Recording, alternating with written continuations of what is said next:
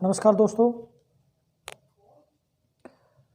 Rajasthan police paper के लिए special हमने एक और दूसरा टॉपिक तैयार किया है जो संविधान से संबंधित है। और इसमें वो प्रश्न हैं जो पिछले 5-10 साल में अलग अलग एग्जामों में पूछे गए हैं। तो हम शुरुआत करते हैं अपने इस बिल्कुल शॉर्ट टॉपिक की जो संविधान से संबंधित है। अपना सबसे पहला प्रश्न है, संविधान सभा का संवैधानिक अध्यक्ष BN राव थे। प्रारूप समिति का अध्यक्ष डॉक्टर अंबेडकर थे। संविधान की 3 बड़ी बैठकें हुई शुरुआत में और इनसे लगभग प्रश्न पूछे जाते हैं। पहली बैठक 9 दिसंबर 1946 को। इस बैठक में केवल इतना ही काम हुआ, अस्थायी अध्यक्ष चुना गया सच्चिदानंद सिन्हा को। दूसरी बैठक 11 दिसंबर 1946 को हुई और इस बैठक में स्थायी अध्यक्ष नियुक्त कर दिया गया डॉक्टर राजेंद्र प्रसाद को। BN राव को संवैधानिक सलाहकार के रूप में नियुक्त किया गया। तीसरी बैठक 13 दिसंबर 1946 को। इस बैठक में नेहरू ने उद्देश्य प्रस्ताव पास किया। उद्देश्य प्रस्ताव पास करने का मतलब कि संविधान बनाने का उद्देश्य क्या है और इसमें किस प्रकार के प्रावधान रखे जाएंगे। अगला है संसद की प्रमुख समितियां। हम इस पूरे टॉपिक में मूल जो प्रश्न या बिंदु है उन पे ही चर्चा करेंगे। संघ शक्ति समिति जिसके अध्यक्ष थे जवाहरलाल नेहरू। संचालन समिति जिसके अध्यक्ष थे डॉक्टर राजेंद्र प्रसाद। झंडा समिति जिसके अध्यक्ष भी डॉक्टर राजेंद्र प्रसाद थे। कई बार ये मिस्टेक होता है JB कृपलानी, ऐसा कोई उल्लेख संविधान में नहीं है। कार्य संचालन समिति KM मुंशी। अगला 5वां प्रश्न, 26 नवंबर 1949 को संविधान बनकर तैयार हुआ और संविधान बनाने में 2 वर्ष 11 माह और 18 दिन का समय लगा, जो 26 जनवरी 1950 को लागू हुआ। आगे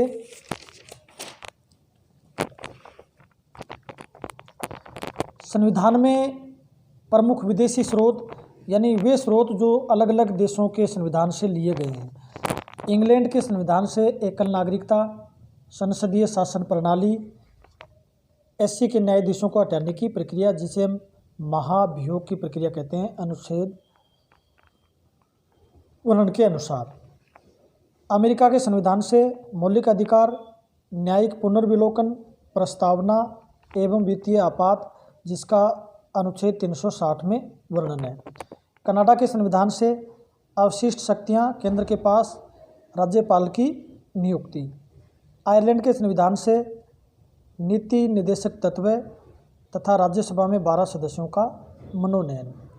ऑस्ट्रेलिया के संविधान से समवर्ती सूची।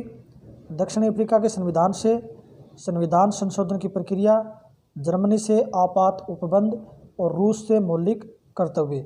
मैं एक बार दोबारा इस बात को क्लियर कर दूं, मैं उन बिंदुओं को क्लियर कर रहा हूं जो एग्जाम में ज़्यादातर पूछे जाते हैं। अब है संविधान के प्रमुख भाग। संविधान में कुल 22 भाग हैं और उन 22 में से हम मुख्य भागों की चर्चा करेंगे। पहला भाग संघ एवं उसका राज्य क्षेत्र यानी अनुच्छेद 1 से 4 तक। वर्तमान में 28 राज्य और 7 केंद्र शासित प्रदेश हैं, क्योंकि जम्मू और लद्दाख को अब केंद्र शासित प्रदेश बना दिया गया है। दूसरा है नागरिकता। भाग 2 में नागरिकता, इसका वर्णन है अनुच्छेद 5 से 11। तीसरा है मौलिक अधिकार जिसका वर्णन है 12 से 35।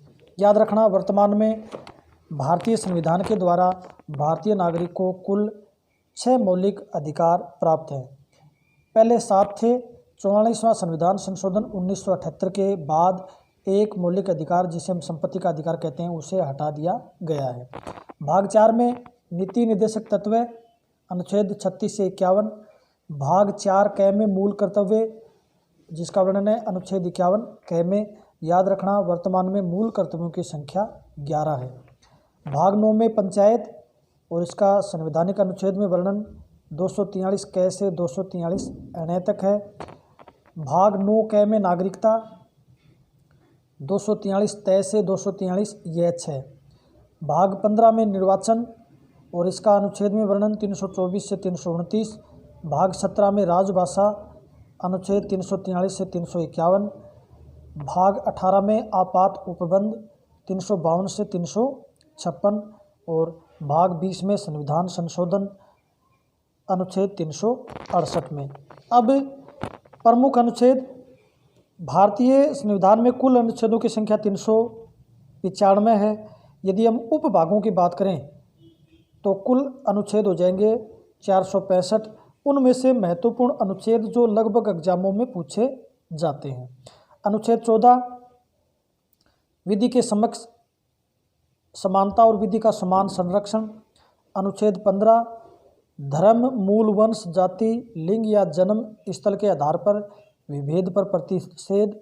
अनुच्छेद 16 लोक नियोजन में अवसर की समानता। अनुच्छेद 17 अस्पृश्यता का अंत यानी छुआछूत का अंत, और ये राजस्थान पुलिस में बराबर पूछा जाता है। अनुच्छेद 18 में उपाधियों का अंत, शिक्षा और सेना को छोड़कर कोई भी व्यक्ति उपाधि धारण नहीं कर सकता, केवल इन 2 क्षेत्रों को छोड़कर। अनुच्छेद 19 विचार एवं अभिव्यक्ति की स्वतंत्रता। अनुच्छेद 21 में निजता का अधिकार है और अनुच्छेद 21 क में निःशुल्क शिक्षा 6 से 14 वर्ष के बच्चों को 86वां संविधान संशोधन 2002 के बाद। 24 बाल श्रम पर प्रतिबंध। 26 धार्मिक कार्यों के प्रबंध की स्वतंत्रता। 32 संवैधानिक उपचारों का अधिकार। यदि किसी व्यक्ति के साथ संवैधानिक रूप से गलत होता है तो वो न्यायालय की शरण ले सकता है। अंबेडकर ने इसे संविधान की आत्मा कहा। अब अनुच्छेद 32 के अनुसार एससी का मतलब सर्वोच्च न्यायालय। अनुच्छेद 226 के अनुसार हाई कोर्ट यानी उच्च न्यायालय निम्न प्रकार की रीट जारी कर सकता है। 5 प्रकार की रीट: बंदी प्रत्यक्षीकरण, परमादेश, प्रतिषेध, उत्प्रेक्षण और अधिकार प्रच्छा। अनुच्छेद 36 नीति निर्देशक तत्व। अनुच्छेद 40 ग्राम पंचायतों का गठन। अनुच्छेद 44 समान नागरिक संहिता, जिसे अपन सिविल यूनिफॉर्म कोड के नाम से जानते हैं। याद रखना, सिविल यूनिफॉर्म कोड केवल गोवा में लागू होती है, यानी सभी नागरिकों पे समान प्रकार के अधिकार। अनुच्छेद 48 कृषि और पशुपालन का संगठन। अनुच्छेद 48 क पर्यावरण का संरक्षण तथा संवर्धन और वन तथा वन्य जीवों की रक्षा। अनुच्छेद 50 कार्यपालिका तथा न्यायपालिका का पृथक्करण। अनुच्छेद 51 अंतर्राष्ट्रीय शांति व सहयोग को बढ़ावा। अनुच्छेद 51 क मूल कर्तव्य। 42वां संविधान संशोधन के तहत सवर्ण सिंह समिति की सिफारिश पर वर्तमान में कुल मूल कर्तव्यों की संख्या 11 है। 52 में भारत का राष्ट्रपति। 53 में कार्यपालिका का प्रमुख। 54 में राष्ट्रपति का निर्वाचन मंडल। और याद रखना, राष्ट्रपति के निर्वाचन मंडल में संसद के चुने हुए सदस्य यानी सांसद और राज्यसभा सदस्य तथा सभी राज्य विधानसभाओं के विधायक और दिल्ली और पुदुचेरी विधानसभा के सदस्य ही भाग लेते हैं। राष्ट्रपति के निर्वाचन में 12 मनोनीत सदस्य भाग नहीं लेते। 55 में निर्वाचन की रीति, राष्ट्रपति का निर्वाचन कैसे होगा। 56 में पुनर्निर्वाचित, क्या राष्ट्रपति दोबारा चुना जा सकता है। 60 में शपथ।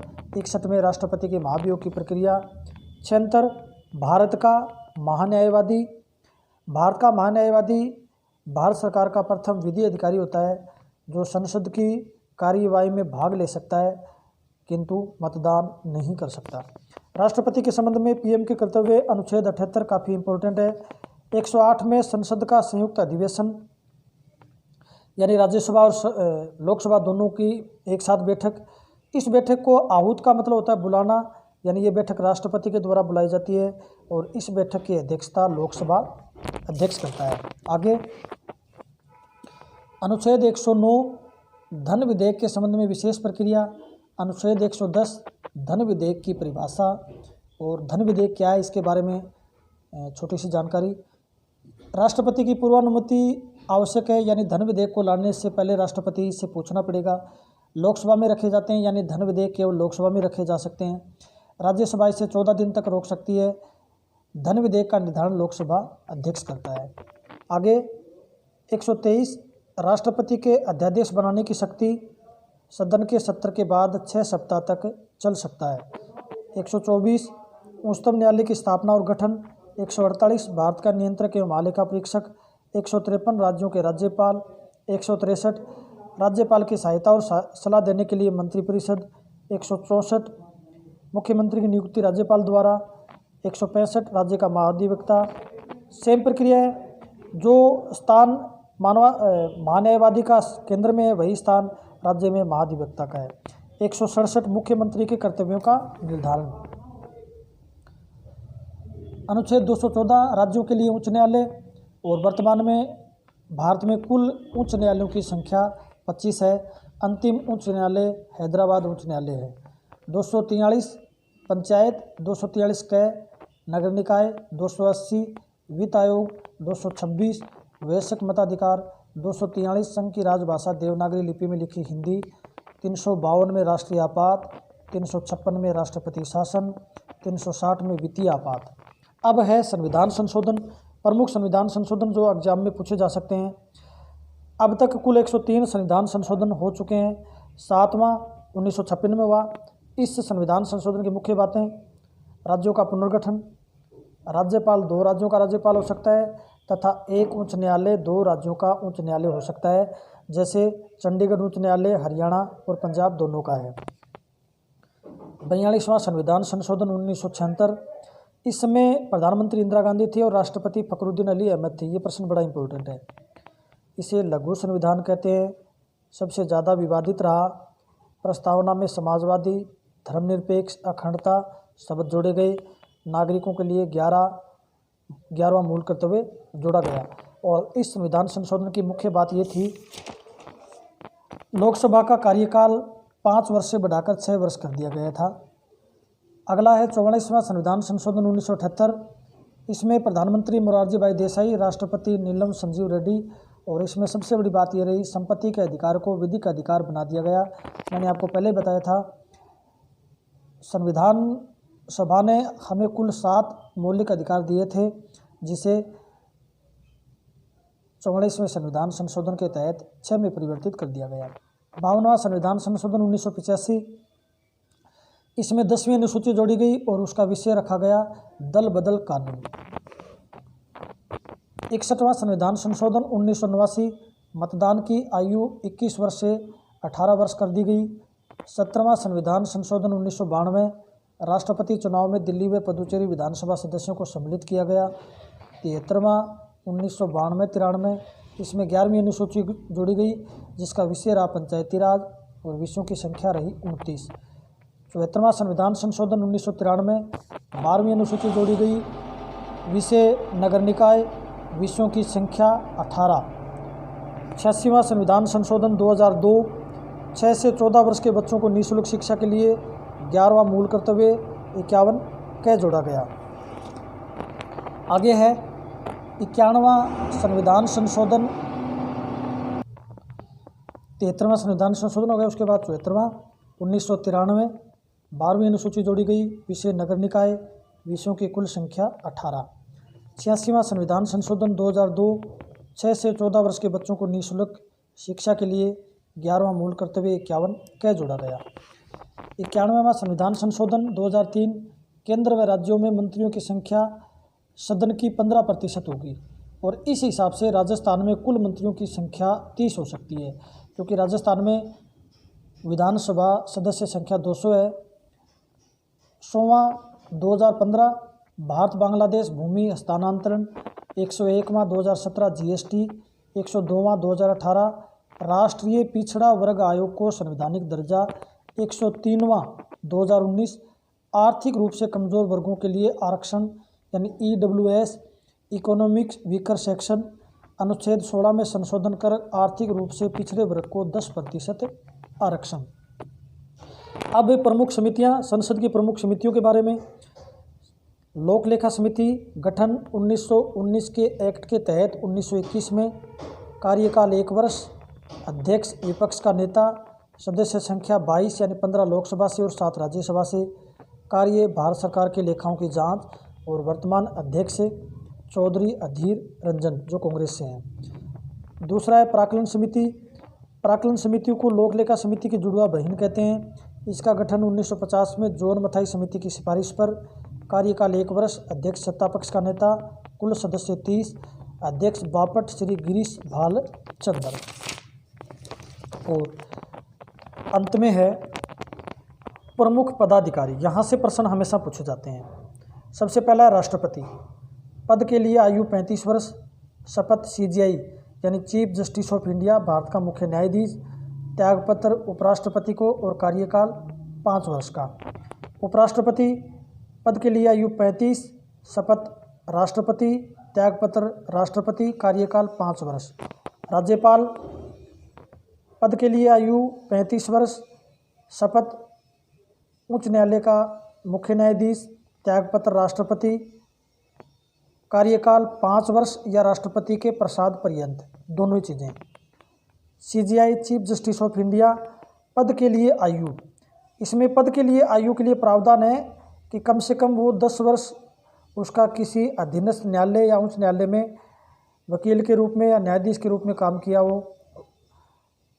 शपथ राष्ट्रपति के द्वारा, त्यागपत्र राष्ट्रपति के द्वारा। कार्यकाल 6 वर्ष या 65 वर्ष, इन दोनों में से जो भी पहले हो। प्रधानमंत्री पद के लिए आयु 25 वर्ष। शपथ राष्ट्रपति। त्यागपत्र राष्ट्रपति और कार्यकाल 5 वर्ष। मुख्यमंत्री पद के लिए आयु 25 वर्ष। शपथ राज्यपाल। त्यागपत्र राज्यपाल। कार्यकाल सामान्यतः 5 वर्ष का या सदन में बहुमत रहने तक। सांसद आयु 25 वर्ष। शपथ लोकसभा अध्यक्ष। त्यागपत्र भी लोकसभा अध्यक्ष और कार्यकाल सामान्यतः 5 वर्ष। राज्यसभा सांसद पद के लिए आयु 30 वर्ष। शपथ उपराष्ट्रपति, क्योंकि राज्यसभा का प्रधान जो मुखिया होता है वो उपराष्ट्रपति होता है सभापति के रूप में। और त्यागपत्र भी सभापति को। कार्यकाल 6 वर्ष का। विधायक 25 वर्ष। शपथ विधानसभा अध्यक्ष। सामान्यतः कार्यकाल 5 वर्ष का। सरपंच, पंच या उपसरपंच पद के लिए आयु 21 वर्ष। शपथ RO यानी रिटर्निंग ऑफिसर। त्यागपत्र BDO को और कार्यकाल सामान्यतः 5 वर्ष का। ये विशेष टॉपिक था अपना संविधान से संबंधित। आज शाम तक मेरे द्वारा इंडिया GK के करंट के प्रश्न डाले जाएंगे। तब तक आप जुड़े रहिएगा मेरे YouTube चैनल के साथ। जय हिंद, जय भारत।